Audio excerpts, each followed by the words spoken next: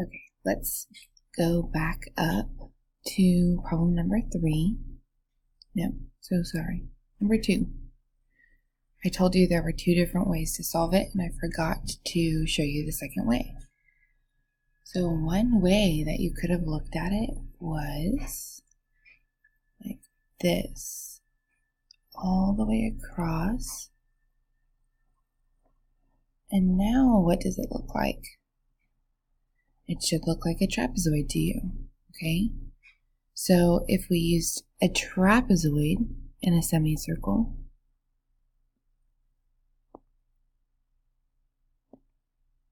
then we would have A equals 1/2 BH. Oh, no. So sorry. Let me get to my formula chart. Alright, so we have A equals 1/2 base 1 plus base 2 times height. 1/2 base 1 plus base 2 times height. Okay, so I have my 1/2. Base 1 goes all the way across, so I could have used the 12 directly without, if I had a trapezoid. The base 2 is the top because these are the parallel sides, right? And then my height, which is up and down, which is my 6, okay? So half 12 plus 8 is 20 times 6. Half of 20 is 10. 10 times 6 is 60. So 48 plus 12, 8, 9, 10, 4, 5, 6 is 60. Okay? So either way you did it is perfectly fine. I just want to challenge you to look for the smallest number of shapes possible. It may make it easier. Although some of you don't like trapezoids, so that's okay. Okay, number 5. Number 5 says a circular light fixture has a radius of 18 inches. Which of the following is closest to the area? So if there's not a picture, I draw a picture. My radius is 18, so that's going from the center to the edge of the circle, and it's looking for the area. So I go to my handy dandy formula chart, circle, area, pi r squared.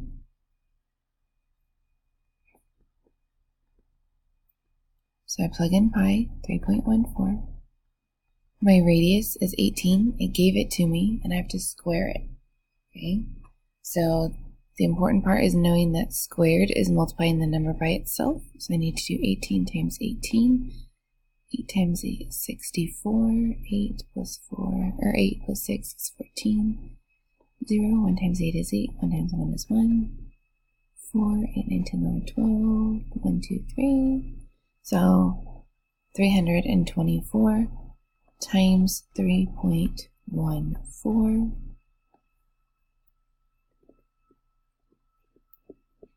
Okay, 4 times 4 is 16. 2 times 4 is 8, plus 1 is 9. 3 times 4 is 12. 1 number 2, so put a 0. 1 times 4 is 4. 1 times 2 is 2. 1 times 3 is 3. 2 zeros, because I'm on the third number. 3 times 4 is 12. 2 times 3 is 6, plus 1 is 7. 3 times 3 is 9. Add them up. 6. 9 plus 4 is 13. 2, 4, 6, 7. 7, 8, 9, 10, 11. 9, 10. Alright, and then I have 2 numbers to the right, so 2 numbers to the right. So 1017.36. There you go. Very close.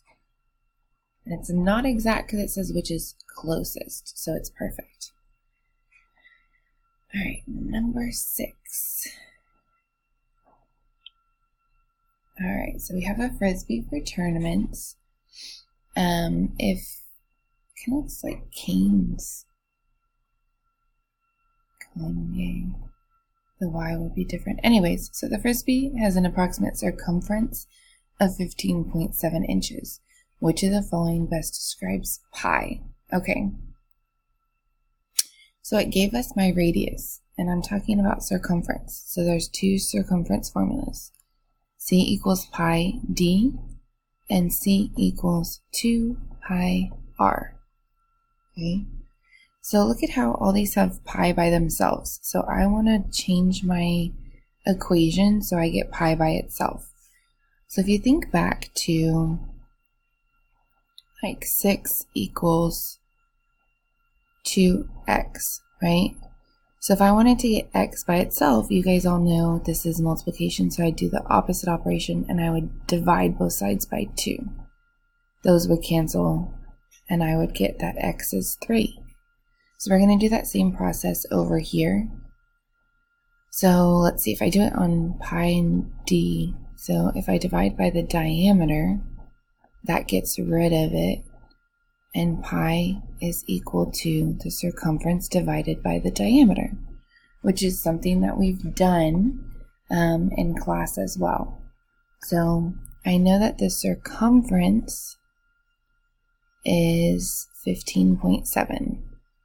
So 15.7, and that's going to be over the diameter. So I'm going to go ahead and eliminate. I need 15.7 by itself on the top. So dang, look at that. Only one answer choice. But I'm going to double check. So the bottom is the diameter. Well, the diameter is the same as 2 times my radius, right? So 2 times my radius of 2.5. And look, there we are. It matches. So hopefully now you have a better understanding of that problem if you weren't quite sure before. Okay, so we're down to number 7. Number 7, it says the angle measures of a triangle are shown in the diagram, which is the value of x. So I needed to know that a triangle can be added up to 180 degrees. So knowing that a triangle needs to add up to equal 180 degrees, then I know that 2x plus 3x minus 10 plus 50 should equal 180. So what I can do is group like items. So for example, I have 2x here and I have 3x. So it's like I have 2 bunnies and 3 bunnies. So how many bunnies do I have? 3 plus 2 is 5x, or 5 bunnies. Now I'm going to look at these two numbers. I have minus 10 and I have plus 50. So 50 minus 10 is 40. So plus 40 equals 180. You guys know how to solve a problem like that. So we draw our line down our equal sign. We can subtract 40 from both sides because we're trying to get the x by itself. So 140 equals 5x. Now this is multiplication. I need to get x by itself, so I'm going to divide by 5. And so I should do 140 divided by 5. Let's see. 2 times 5 is 10, and then I have 40. 5 times 8 is 40. So I would get 28.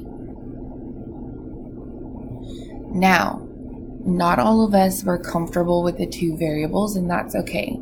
I saw some students working this way, and I was super proud. What they did is they'd say, okay, say I'm starting with 20. I'd plug in 20. So 2 times 20 is 40.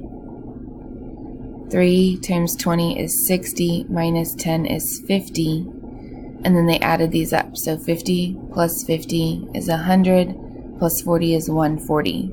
So no, that didn't work. That wasn't high enough. So then they went to 25, and they said, okay, 25 times 2 is 50. 3 times 25 is 75, minus 10 is 65. And then 50 plus 50 is 100, and that got me to 165. So then I knew it wasn't that. And 165 isn't as much as we need. It's less than we need, so we needed a bigger number. And I think people used process of elimination that way. That's totally cool too, guys. All right, let's get down to this last problem. So it says a circular tablecloth has a radius of 2.5. Stephen is sewing a piece of ribbon around the edge of the tablecloth. If Stephen has exactly enough ribbon, what is the measurement of the length of the piece of ribbon in feet? Okay, so he has a circular tablecloth with a radius of 2.5. Okay. He's sewing a piece of ribbon around the edge of the tablecloth. So that tells me that this is circumference. Okay, and so what is the length of the ribbon? All right, so since I'm given the radius, I'm going to use my circumference formula 2 pi r. So I have my 2, my pi, it's telling me to use 3.14, and my radius is 2.5. Okay, you can multiply in whatever order you want. 2.5 times 2, well, I know that that's 5, but I did have some of you guys make mistakes with your decimal places. 2 times 5 is 10, 2 times 2 is 4, plus 1 is 5, one number to the right, one number to the right. Some of you all wanted to turn that into 50 or something. Okay, then I have 3.14 times 5. 4 times 5 is 20. 1 times 5 is 5, plus 2 is 7. 3 times 5 is 15. There's 2 numbers to the right, 2 numbers to the right. Okay. Decimal places are even more important on a griddable. I saw a lot of you guys putting in 157 because we made mistakes probably here with our decimal place. Okay. So the number directly to the left of my decimal is a 5. And then to the right is a 7. I saw some people skip this first column, and luckily I think I caught them all, but you can't skip columns, so it should be 1, 5.7. And sometimes I saw students just write the numbers on top and not bubble. You have to bubble. Now some students are going to ask me, is it okay? Like it should be 1.70. That's fine. This 0 at the end of the problem doesn't matter. If there's ever a problem in the number, like 105, yes, you have to grid that 0 in. But this problem is 15.7. Okay? So make sure all your corrections are done completely. Even if you got a lucky guess, you need to have the right work on your paper.